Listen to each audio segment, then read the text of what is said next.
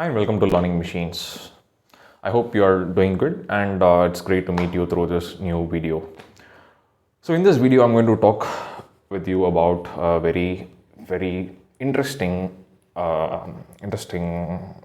idea on how the mind works. So this is totally how I could understand how the mind works. So let's see how you can make sense of it. So please do let me know in the comments at the end of this video. So let's just start with the video. So let me start with a very simple case scenario. So let's say that you have a relative and the relative has a kid who needs to be taken care for a very short period of time in a particular day because the person is busy. So you volunteer, you be good to the person and you say that, okay, I'll take care of the kid. So you just spend some time with the kid. You just maybe watch a movie and you grab some snack. And by the time the day is over and the kid returns back to his own house or her own house, then you get thanks from the relative. But in a couple of days, you get a call from the relative with a question that, what have you done to my kid? Because the relative has got a complaint from the school that the kid started doing something very bad. The kid started getting some pieces of paper, tearing it down and folding it out into pieces of like cigarettes, and just started mimicking or behaving as if he or she is smoking. So that was really a bad scenario for the parent, and that relative is calling you on what happened because the kid didn't behave like this previously. So you did something to the kid. What did you do? So you are also extremely alarmed by this particular situation, and you're just making some thoughts on what had happened that day. So you just remembered after some time that you were watching a particular scene of that movie in which the character was smoking, and the kid has absorbed that particular event and has tried to reproduce or replicate that particular event. So now you are totally shell-shocked on how important it is to take care of a kid who is totally immature but energetic. So the next time you get a chance, or if you are with a kid, you'll be extremely careful on what the kid is seeing or what the kid is hearing and what the kid is speaking. So these are the fundamental things that you'll try to control or streamline for the kid so that nothing bad happens. Because why do you put this much strains for the kid? Because you know that whatever the kid absorbs now grows with the kid as the kid becomes an adult, maybe 10 years or 20 years later. Still it sticks with the kid as a memory or as a part of a character, because a very small memory can become a part of the character. So it is very important to take care of a little kid. So now let's say, for a very simple thought, that you take that kid, that character, you just mold it, you just put into a little piece and open your head and put it inside. So what is going to happen now? Just a very interesting thought. So what is going to happen now is that now the particular kid can watch all your movements. The kid can hear what you're saying, the kid can see what you're seeing, and the kid can also have a note of what you are thinking and can also absorb or experience your actions that you're doing. So now it is, just think about this. This is totally a hellish job, a nightmare for you, because now you are almost double or triple or almost the more responsible, or you're responsible more than an order of magnitude compared to what you were responsible previously. So you are more responsible. Why are you more responsible? Because now the actions of the kid, your actions are being monitored very closely by this kid. So now you should not be watching something that is bad. Now you should not be listening to something that is bad. Now you should not be speaking that is something bad, or you should not think something bad, or you should not do something bad, or you should always try to be setting an example to that particular kid. So this kid, because why is this important? The same answer as we discussed earlier, because this kid can evolve into a adult very soon, in a period of 10 to 20 years. So this kid, let's give a name for this kid, and this kid inside your head is called the mind. I mean, at least I call him the mind. Let me have a very simple or colloquial term for this mind. I call the mind, aka, as the pattern recognition or the repeating machine.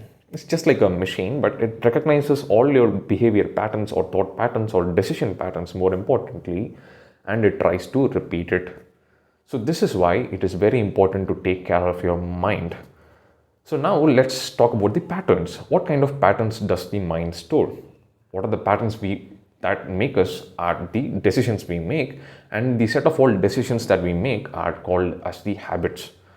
So let's talk about these decisions a little bit. So why do you need the mind in the first place? Because the mind, our brain doesn't have a very large working memory. So it can't remember everything in real time. It is really difficult to have everything in real time. So maybe it is a little bit confusing for you. Let me explain that also in a clear sense. Let's say that you are cooking something and suddenly you remember that you forgot some vegetable like carrot or something while cooking. So you want to go to your refrigerator and get a carrot. So let's say that you're moving from the kitchen, from the workplace and going to the refrigerator, and you're just opening the door to take a carrot. But the moment you open the door, what happens is that you forget on why you came into that particular space. Because whenever your space changes, your brain, your memory restarts. So that is what I'm saying about the working memory, because it is very short and it is extremely space dependent. Now, even if you sit there or open that refrigerator and keep looking for a particular time, you won't be having or absorbing or remembering that you want to take a particular carrot. So what you do is that you just reverse your timeline and you come back to your previous space, and you just come to or try to recollect what you were doing, and then you remember or go again to fetch a carrot. So this is what is happening. So your memory is extremely small. So what our brain does is that our mind does is that it starts storing your decisions in a visual space memory. So I think I have spoken about the space-based decision making. So that is also a big influence for your mind, because your mind stores those patterns. But in this video, as I'm talked about the space-based decisions and how it is being influenced in the previous video, I'm just going to stick to one more dimension of this decision making, which is also the time dimension or the situation dimension. So in this part, we'll talk about how situations are influencing, or how the mind keeps track of your situations or the decisions you make in real time.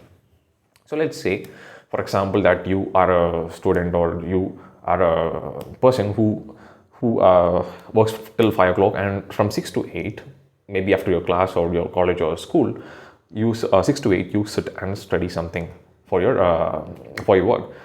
But you just have this routine every day. But one day, what happens is that it was a really bad emotional day, or a bad physical day, or a bad mental day. You are exhausted, or you're just tired that on that particular day. So you are totally saturated with the day's work. So you want to chill for a little bit. So you have a thought that, okay, why not go and watch a movie? So what you do is that you watch that movie.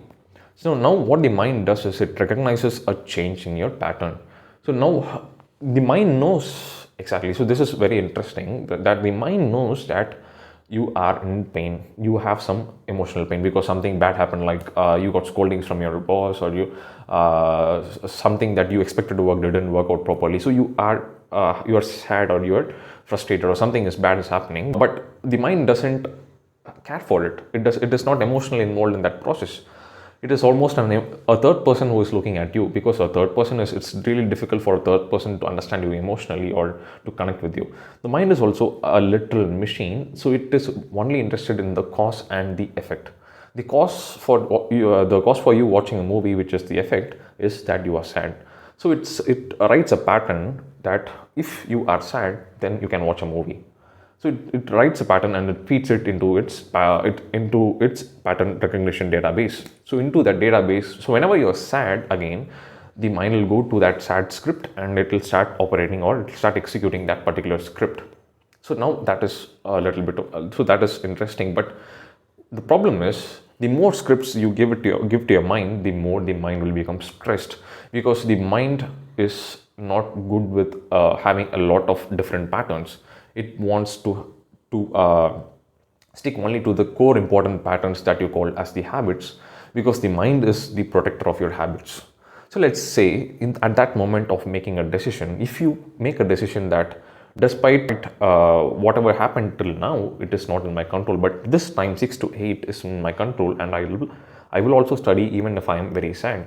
If you make a decision to study at this particular situation, to continue with your studies as you do every day, now the mind knows that you are in pain, but still, as you have decided to go for the hard decision in this case, it will start understanding, or it will start recognizing that this particular habit is something very fundamental and very important. So this is how you start training your mind.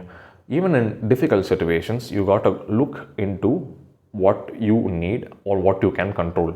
So in the battle of situation versus a personal self, the mind always is a spectator that observes your actions. So if you start looking at the hard decision, which is to go and study or go and do something, work on a project or something, the mind realizes that this is something very important. So that is how you start training your mind, because the mind is your guardian of your habits. So the more you start repeating over this particular habit, then the mind gains your trust, because it is actually, as I've told you, it is actually a relation between, literally a relation between a person, a third person, and yourself. So it needs to looks at how you are acting at that particular situation. It doesn't even care about the voice that is going inside. It doesn't care about your thoughts. It doesn't care about words, but your actions at that particular difficult moment is how your mind is getting accustomed to or getting trained to. So I think this is sufficient for this particular video. This is just the surface on how the mind works, just an exposure or an awareness to you on how the mind works. So maybe in the future video, I'll be discussing about in detail about the space influence and the time influence on your decisions, on how the mind influences gets influenced by these things, and how to build a very strong routine.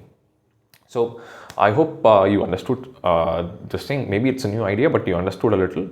So maybe you can just, if you have some questions, you can just shoot it down in the comment section. And if you like this video, please do hit like and subscribe to this content. And please do share with your friends also if you like this content, and if you think that this content will be useful to someone else. So till the next video, thank you for your attention and thank you for your patience.